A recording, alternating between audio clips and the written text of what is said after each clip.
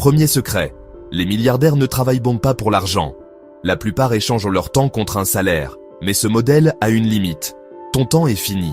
Les ultra-riches, eux, accumulent des actifs, actions, immobilier, brevets, tout ce qui génère un revenu passif. Leur mantra, fais travailler l'argent pour toi. Chaque euro est un soldat envoyé pour en ramener d'autres. Pendant que la classe moyenne cherche à augmenter son salaire, les riches cherchent à multiplier leurs actifs. Ils pensent long terme. Quel actif aujourd'hui me rapportera demain? L'argent devient un outil, pas une finalité.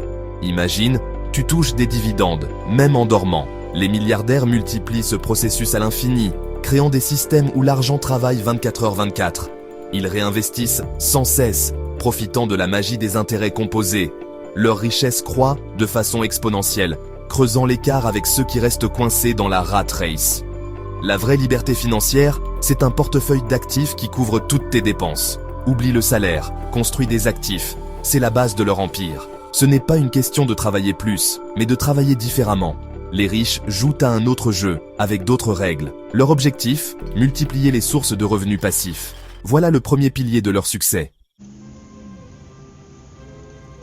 Voici un secret qui dérange. Les milliardaires paient proportionnellement moins d'impôts que toi. Et c'est légal. Ils ne touchent pas de gros salaires, mais détiennent des actifs qui prennent de la valeur sans être taxés tant qu'ils ne sont pas vendus. Pour vivre, ils empruntent sur la valeur de leurs actions. Un prêt n'est pas imposable. Résultat, ils financent leur train de vie sans déclencher l'impôt. Pour optimiser, ils s'entourent d'experts qui exploitent chaque faille du système fiscal mondial. Holdings, fondations caritatives, paradis fiscaux, tout est pensé pour minimiser l'impôt. Les fondations leur offrent des déductions massives tout en gardant le contrôle de leurs actifs. Les profits voyagent d'un pays à l'autre pour atterrir là où la fiscalité est la plus douce. Les salariés et PME perdent plein pot. Les ultra-riches jouent à un autre niveau.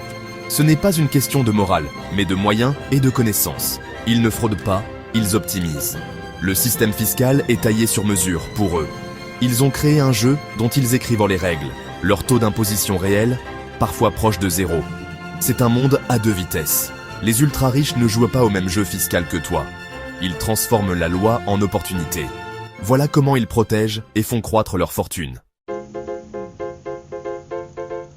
Oublie les yachts et les montres. Les milliardaires investissent surtout dans le pouvoir. Premier levier, les médias. Posséder journaux et chaînes, c'est contrôler l'opinion et le débat public. Ils influencent les lois, promeuvent leurs intérêts et écartent les menaces à leur fortune. Deuxième levier, la politique.